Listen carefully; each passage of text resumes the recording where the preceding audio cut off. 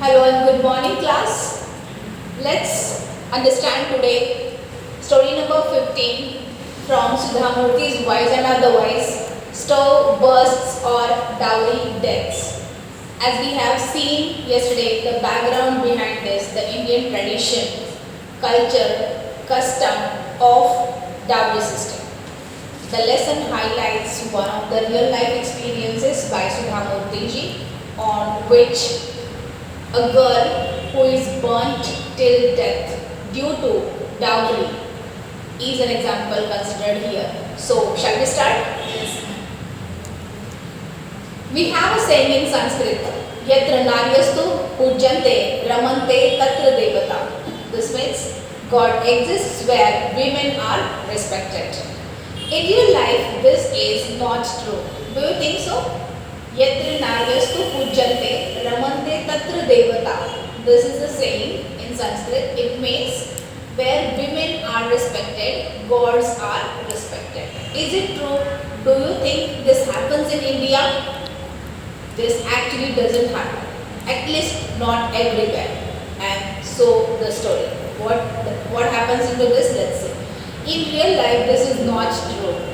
Very few women in our country have economic independence or the freedom of choosing their husbands, right? Most of our women are oppressed. One of the reasons for their misery is the lack of education, which in turn leads to a lack of economic freedom. So these two things are always correlated, your education and economic freedom.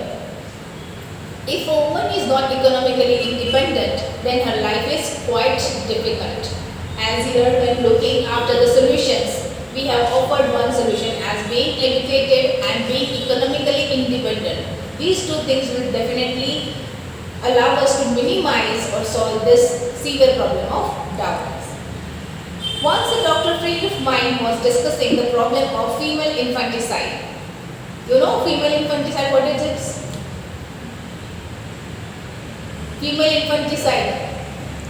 Female fetus, when it is in the womb of a mother, it is killed before it gets birth.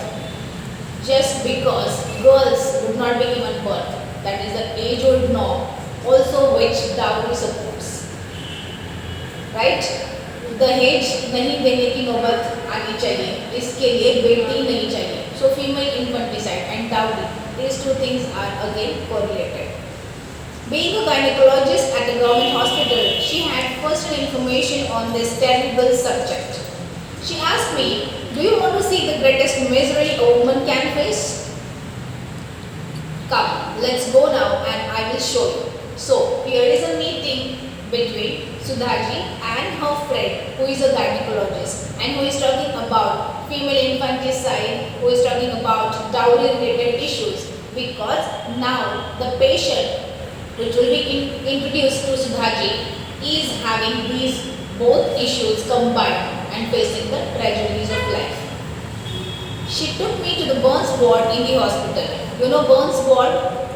There are burning patients, they are kept, some of them are severely burnt, and you know even if you burn your finger slightly, how much it pinches. So can you think of like the whole body of these patients if it is burnt, how badly they are in a great suffering. So it's the burnt ward. To negatively paraphrase the saying, if there is hell on earth, it is this. इतना वहाँ पे ज़्यादा खतरनाक दर्द में लोग हैं कि वो एक हेल के जैसा माना जाएगा. The whole atmosphere was deeply depressing. Almost all the patients were female. The majority of them were in the age group of 18 to 28 years and from fairly poor backgrounds. See the age group of which patients can be seen. 18 to 28 years. This is the period of age into which normally girls get married. They are in the initial phase of their marital life. Initial phases into which they get impregnated. They give birth to their children.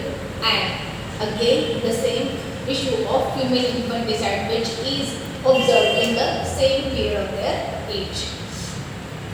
So majority of them were in the age group of 18 to 28 and fairly poor backgrounds. I told you again, dowry system is rampant more comparatively in poor background. Okay? Because no education, no economical independence. So and these two things they give rise to these issues severely.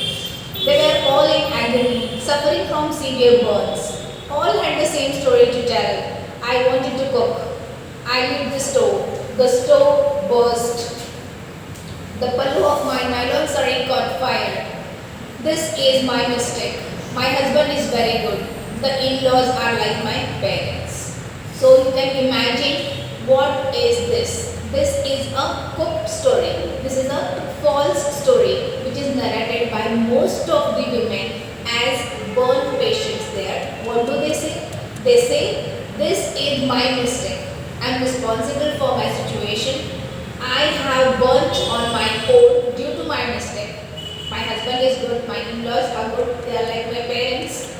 And I was about to light the stove and the pallu of my nylon sari, it caught fire and this is due to it. And nobody is responsible for this situation or this tragedy. So this is nothing but the cooked story because forcibly by pressure they are told to say so.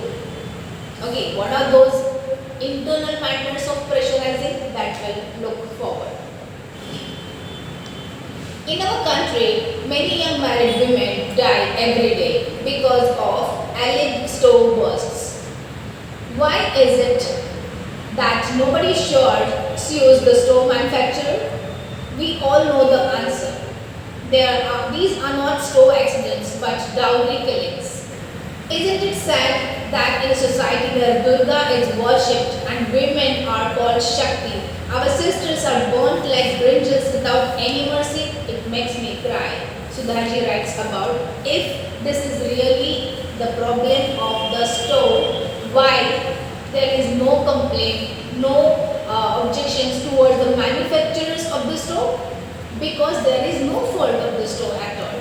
There is a fault with the people who are actually in the center of all these happenings. So she is making a statement. Isn't it sad that in a society where Durga is worshipped and women are called Shakti, our sisters are burned like brinjals without any mercy? It makes me cry. This is the sad situation of Indian women, into which Indians actually call women as power, Shakti, Durga, and they in turn are not respected. They are burned till death, maybe directly or indirectly. This is a severe question which is highlighted here. Now, what is that situation which is highlighted here? A particular incident. In the middle of that hellish war was a woman who was pregnant. She was in bed number 24 and was supposed to be a stove burst victim. My doctor friend told me that she might not survive. She asked me whether I wished to talk to her. I did not have the courage to face that poor girl breathing in agony. It was a difficult sight to witness. Something urged me to talk, but I did not know what to say. She sensed that I wanted to talk to her. In the middle of her pain, she took the initiative. So I hope you understand the situation. It is bed number 24 in the hospital in the burns ward, and the lady who has been burnt is actually a pregnant woman. And she is breathing in agony. And Sudhaji is there. However, she is not able to talk to her, and the patient herself starts communicating. Is she able to talk to her? What does she want to talk to her? Let's see. Amma, she said, I do not know how long I will live, but I want to tell you something. If only my parents had educated me, if I had a job, if my parents had fewer children, I would not have come to this position. She couldn't speak any more. She screamed and flinched as the pain tormented her. She screamed and flinched as the pain tormented her. Unable to witness her suffering, I came out and sat on the steps of the staircase. I was blank. The patient herself started talking to her when she is experiencing a great grief due to burns all over. However, she wanted to talk to Sudhaji, and she says, if I had a job, if my parents had fewer children, right? These two things, she says, she would have not come to this position. So, and she could not speak more even if she wanted, because pain was at a high aggravation and she could not bear it. After a few minutes, I noticed an old woman crying silently in the corner. She looked tired, harassed, and poor. She was all alone. I went to her and asked her what the matter was. Now, one more character is getting introduced here, and possibly she can be the mother or the caretaker or somebody from the girl's side. And the unfortunate mother of the patient you were just talking to. I am praying to God that she should not survive. Can you imagine a woman assuming or expecting that her own child should not survive? It is that much pathetic because she is not able to see the pain and suffering of her own child. Was that mother's pain any less than her daughter's when she begged God to let her daughter die? Silent tears gave way to unabashed weeping. In the hope of calming her, I asked, how did the stove burst? Now Sudhaji understood the stove. How did the stove burst? There is no stove in their house. The woman said, it is all lies. We have 5 daughters. She is the eldest. When she was in the 9th class, we stopped her education. She was a good student, but we had no choice. I wanted someone to help me in the kitchen and look after the younger children. So she had to leave school to take care of her little sisters, though she herself was a child. After a couple of years, we thought of her marriage. In our neighborhood, girls get married early. If we do not perform the marriage early enough, what will people say? We gave her a proper dowry and a grand marriage to the best of our ability. So, the lady is explaining the real story behind. There is no stove in their house and it is a completely dowry death. How typical it all sounded and how predictable was what followed. The hapless mother went on. They were not happy. Her husband and mother-in-law would beat her for more money. Then she would come back. We used to tell her to go back to her husband's house even though we knew that they were ill-treating her.